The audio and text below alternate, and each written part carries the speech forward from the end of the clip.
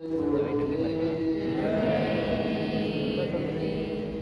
गुरुदेव नाम किसका इससे बनाइए आप, इससे बनो। मालिक का प्यारा नाम, गुरु का सच्चा नाम। जय गुरुदेव, सर्वात्मा के पिता, सब जीवों के हितकारी, सबको काल के जाल से छुड़ाने के लिए इस संसार सागर में आए हुए कुल मालिक का निज रूप अनामिक प्रभु के चरणों में अनंत कोटि वंदन है। सभी प्रेमी भाई बहनों को सादर प्रेम जय गुरुदेव। जय गुरुदेव। अन्ना जी को कोट कोट प्रणाम। मैं आपको थोड़ा सा परिचय अपना बता दूं। मैं ग्वालियर में रहता हूँ। मेरा नाम सत्येंद्र है और मैं 1973 में मैंने गुरु महाराज से नामदान लिया था, तो मेरी 10 साल की उम्र थी। और गुरु महाराज की दया से उनके चरणों में लगा हुआ हूँ मैं। और ये परसों मेरी श्रीमती आपके सामने बोली थी। ये गुरु महाराज की बहुत बड़ी दया है कि पति पत्नी दोनों गुरु महाराज की दया से अपने मुक्ति के कार्य में लगे हुए हैं। ये सौभाग्य की बात है। तो बहनों भाइयों,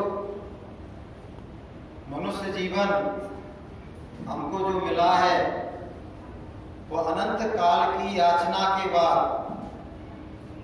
विनती के बाद, लगातार मन्नत करने से, प्रार्थना करने से भगवान जब प्रसन्न हो जाते हैं तब हमको ये मनुष्य जीवन मिलता है। कि कोट जन्म भटका जब खाया और तब तूने मानस जन्म पाया। कई जन्म गए कीट पतंगा और कई जन्म गजमीन कुरंगा और कई जन्म पंछी सर्प होइयो और कई जन्म हैवर मृग जोइयो। मिलो जगदीश मिलन की बरिया और चिरंकालय देह शबरिया।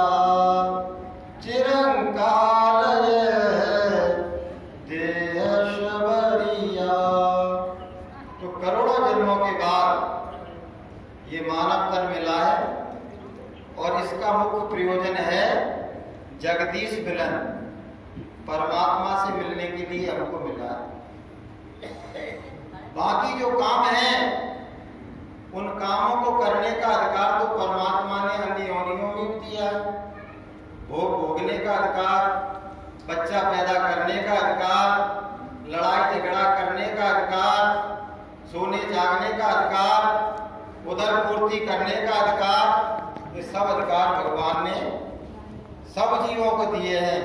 और एक विशेष अधिकार जीवात्मा को जगाने का और परमात्मा को पाने का अधिकार केवल मानव तन में मानव को दिया है। आपको एक विशेष बात बताएं जो गुरु महाराज कहते हैं। ऐसा क्यों है? क्योंकि मनुष्य शरीर में एक बुद्धि का विशेष तत्व है, आकाश तत्व। उस तत्व की वजह से इंसान सारे जीवों में श्रेष्ठतम है। भगवान ने स्वयं इसको स्वीकारा है कि सब मोहे प्रिय सब मम उपजाए और सबसे अधिक मनुज मोह भाई। सब मेरे पैदा किए हुए हैं, मैंने ही उनको रचा है, लेकिन इंसान मुझे क्यों अच्छा लगता है? क्योंकि मैंने इसमें पूरे 5 तत्व दिए हैं और ये इंसान ही एक ऐसा प्राणी है जो भगवान का भजन कर सकता है, जो परमात्मा को पाने का कार्य कर सकता है। आपको एक विशेष बात मैं बताऊं, सभी जीवों को परमात्मा ने एक अधिकार नहीं दिया है। इसके अलावा कोई बता सकता है भजन करने के अलावा? चलो मैं बता देता हूं, सभी जीवों को हंसने का अधिकार नहीं दिया है। कोई भी जीव हंसता नहीं है, केवल एक इंसान ही हंस सकता है। इसी तरह से भगवान का भजन केवल एक इंसान कर सकता है। इसलिए गुरु महाराज कहते हैं कि इस जीवन में आके हमको अपनी जीवात्मा को जगाने का और परमात्मा को पाने का कार्य करना चाहिए। बाकी दुनिया के सारे काम तो हम कर ही रहे हैं, लेकिन कहा गया है कि दुनिया के धंधे तो कभी कम ना होंगे, लेकिन एक दिन बंदे हम नहीं होंगे। ये धंधे तो चलते रहेंगे। ये दुनिया अनवरत लगातार इसी तरह से अनादिकाल से चलती चली आ रही है। सुबह होती है, फिर शाम हो जाती है और जिंदगी यूं ही तमाम हो जाती है। और हम क्या कर रहे हैं कि आए जगत में क्या किया और तन पाला की पेट और सहजो दिन धंधे गया और रात गई सुख लेट। दिन दुनिया के धंधों में, कामों में, प्रपंचों में गुजर जाता है और रात सोने में गुजर जाती है। और इसी तरह से ये जीवन हमारा पूरा बर्बाद हो जाता है। इसलिए बहनों भाइयों, जरूरत इस बात की है, ये साधना शिविर यहाँ लगाया गया। हम लोग ग्वालियर से करीबन 50-60 लोग यहाँ आए। तमाम वक्ताओं ने अपने विचार व्यक्त किए। आदरणीय अन्ना जी ने हमको अच्छी अच्छी बातें बताई। हमने ग्रहण कितनी की, अपने जीवन में धारण कितनी की। यहाँ तो 4 घंटे साधना हो रही है, हकीकत में ऐसे कितने लोग हैं जो 2.5 घंटे भी साधना कर पाते हैं घर पर। तो कुछ लेके यहाँ से जाना चाहिए, नहीं तो क्या होगा, जीवन का मोल वही का वही रह जाएगा। 3 मूर्तियां बाजार में बिक रही थी, तीनों एक सी थी, कोई डिफरेंस नहीं था। जब ग्राहक आते तो कहते 5 रुपए की है, ये 50 रुपए की है और ये तो बेशकीमती है, इसकी कोई कीमत नहीं है। बोले भैया अंतर क्या है, डिफरेंस क्या है? बोले डिफरेंस ये है कि ये जो मूर्ति है 5 रुपए की, ये गांधी जी का वो बंदर है जिसने दोनों कान बंद कर लिए हैं कि मैं किसी की कुछ सुनने वाला, कोई बात अच्छी बात मैं सुनूंगा ही नहीं, क्योंकि मैं तो पूर्ण ज्ञानी हूं। तो उनकी कोई कीमत नहीं है। जो महापुरुषों की, संतों की अच्छी बात को सुनते ही नहीं है। बोले ये 50 रुपए की कैसे हो गई? तो बोले 50 रुपए की ऐसे हो गई कि कम से कम ये आगे बात सुन लेती है, लेकिन ग्रहण नहीं करती है। आने से ही इसका थोड़ा सा मोल बढ़ गया। बोले तो ये 500 रुपए की कैसे हो गई? बोले 500 रुपए की इसलिए हो गई कि महापुरुषों की बातों को सुनती भी है और बुनती भी है और हृदय में धारण भी करती है। तो जो हंस जैसा जीवन चाहे अगर बसर तू, तो चुन ले गुणों के मोती, बिखरे यहाँ वहां जो। जहां भी आपको कोई अच्छी बात अपने जीवन को संभालने के लिए, जीवन को बनाने के लिए, परमात्मा की राह पर चलने के लिए आपको सुनने को मिले तो उसे ग्रहण कर लेना चाहिए बहनों भाई। बाकी तो ये है कि जिसको जो करना है वो तो करेगा ही, लेकिन जीवन का ध्येय अलग अलग हो सकता है, लेकिन जीवन का परम ध्येय सबका एक होना चाहिए कि मुझे जो मनुष्य जीवन मिला है, कहीं ऐसा ना हो कि ये व्यर्थ चला जाए, ऐसे ही गुजर जाए और मैं जिस काम के लिए भगवान ने मुझे 5 तत्व का शरीर दिया उसको किए वगैरह दुनिया से चला जाऊं। गुरु महाराज कहते हैं कि जो भजन करेगा मैं उसके साथ हूं, थोड़ा तुम मेहनत करो। गुरु महाराज कहते हैं थोड़ी मैं मेहनत करूंगा और वो परमात्मा की दया हो जाएगी, तो तुम्हारी जीवात्मा का कल्याण हो जाएगा, तुम्हारा जन्म मरण छूट जाएगा। जो सदियों से तुम्हारे ऊपर भवरोग लगा हुआ है वो भवरोग मिट जाएगा और तुम्हारा आवागमन मिट जाएगा। बोलिए प्रेम से।